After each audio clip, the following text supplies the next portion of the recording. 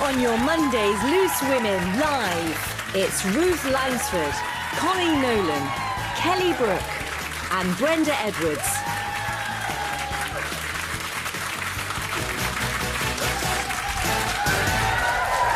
Thank you very much. You're very kind. Welcome to our studio audience. Welcome to you home to your first Loose Women of the Week. It's lovely to have your company this afternoon. And as always, we have a lot coming up for you. Now, there was plenty on the TV this weekend, wasn't there? Including ITV's brand new drama, Playing Nice, starring James Norton. We have reason to believe Theo is not your biological son. What are you talking about? We think you left the hospital with another couple's son, and they left with yours. Every parent's worst nightmare, isn't it? We're going to be talking all about that and the latest series of Call the Midwife, doing that about 12:45. Plus, after billionaire Elon Musk said he doesn't think Nigel Farage is the right leader for the Reform Party, we're asking whether the world's richest man should just stay out of British politics. Then at 1 o'clock, we're joined by Orishe Williams and his wife, Kaz. They'll be sharing their heartbreaking journey to having a baby, including 2 miscarriages before the long-awaited arrival of their miracle boy. Yeah, but just before we carry on with all of that, I want to know, because I know your mum had a bit of a fall before Christmas, and how's she doing? She's doing all right. She's a warrior, my mum. She really is. She's like titanium. She's just amazing. But a warrior? I thought you said a warrior. Warrior. Oh, warrior.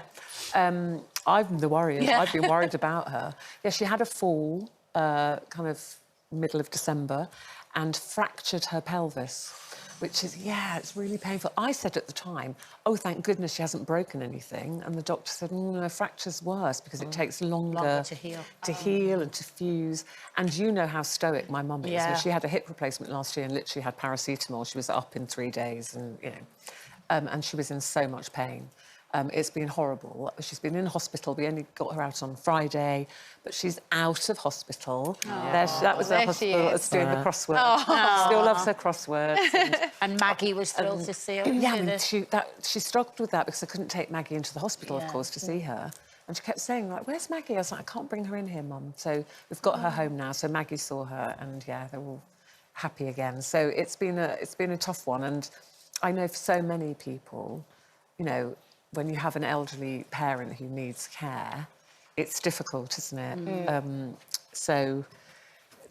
But, I love my mum, so I don't resent it, and it could have been a lot worse. So she's just got to do a kind of mixture now of resting, if you're listening, Mum, there she is, resting, Mum, remember that, and also movement. So it's a combination of the two things, because she's got to move. But she's amazing, and she's doing very well. Oh, that's good. Thank you. Thank you.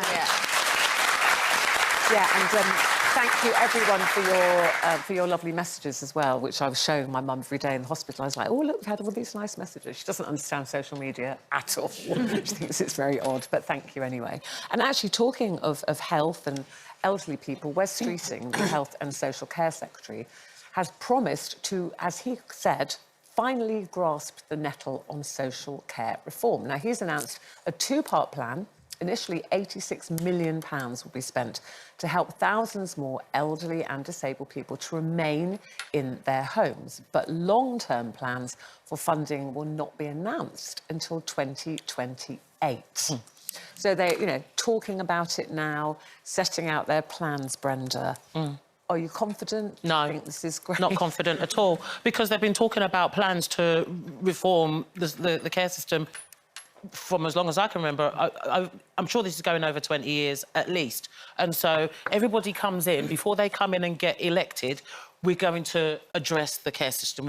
And then 4 years they're out and nothing's happened, and we're still no further forward. There are people that are screaming, have been screaming, and especially when everything was going on in the pandemic, the care system, we know the care system is broken. It's broken, so let's fix it. But they want to have a conversation when we're going to have another conversation about the conversation. There seems to be a lot of conversation. There's a lot of conversations and no action. I think that a lot of these people, with the money, they've not gone through it to experience what everybody is experiencing themselves, to know that something needs to be done now, not in 3 years' time. I think that's it, isn't it? You don't really think about it until it happens to you, until you've got someone that does need, like, 24-hour care. I had this situation with my grandma, and it was literally overnight. Like, one day she was fine, the next day it was clear that she needed 24-hour care, and it's the last thing you want to do is bring them out of their home. You want them to have independence for as long as possible.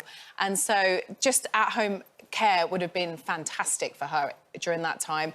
But you just need all the support and help you can get, because financially, families just can't afford it. But also, and people work. You know, elderly people with, you know, the miracles of modern medicine and science and things, you know, elderly people, you know, people are living longer, much longer than our grandparents and their parents before them lived. So the need for social care is getting greater and greater because, you know, people want to stay in their own homes, but they need extra help. And if you don't have family helping you, that's very difficult. And yet we're told all the time there's no money.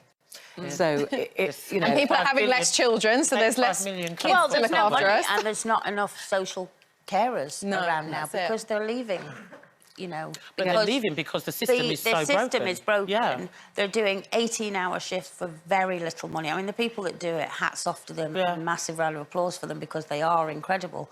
But the ones that I've spoken to, it's almost impossible. And it is a vocation for them. They do it generally because they love the people that they're looking after. But I'm like you. I am so sick of the talk. Stop talking and start doing, because it's really, really annoying me. But do you worry, Brenda, that sometimes are they talking to the right people? We're No, all I don't talking think they here are. about personal experience we've had of parents, grandparents. They're scared to talk to the people that are actually experiencing it because the truth will come out. And it's like, you know, you're making these promises. The promises are coming to a fall. And a lot of these people are not fools anymore. Their eyes are wide awake at where the money is being spent and where the money that was promised. Where's the money that was promised? Where's that gone? Anyway, Well, but Colleen, you mentioned carers. I mean, they call us the sandwich generation, don't they? Women of certain age. It said there are 5 million unpaid carers in England and Wales. That's without Scotland. 59% of these are female. 1 in 5 women aged 55 to 59 provides unpaid care. They are the most significant age group. And even the young care, I mean, we had the young carers on before Christmas. There's children doing the job. And even they don't get enough. I mean, they don't get hardly any help anyway. But, you know, my auntie looking after my uncle, who was very severely disabled by a terrible stroke, you know, before he died, and she had terrible health issues. But because they had a certain amount of money, they weren't entitled to care.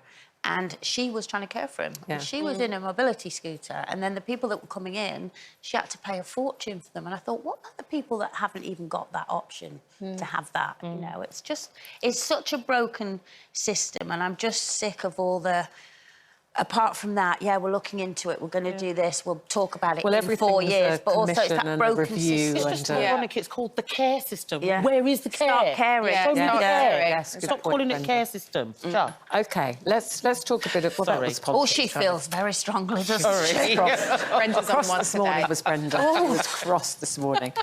Let's talk about Elon Musk. Well, he's the world's richest man, owner of social media platform X, as it's called now. He's revealed that he doesn't think Nigel Farage is the right leader for the Reform UK party. He said that he doesn't think Farage has what it takes. So, question is, Nigel Farage seemed quite surprised by that, because they were kind of cozying up, weren't they? There's all talk about them funding the Reform Party.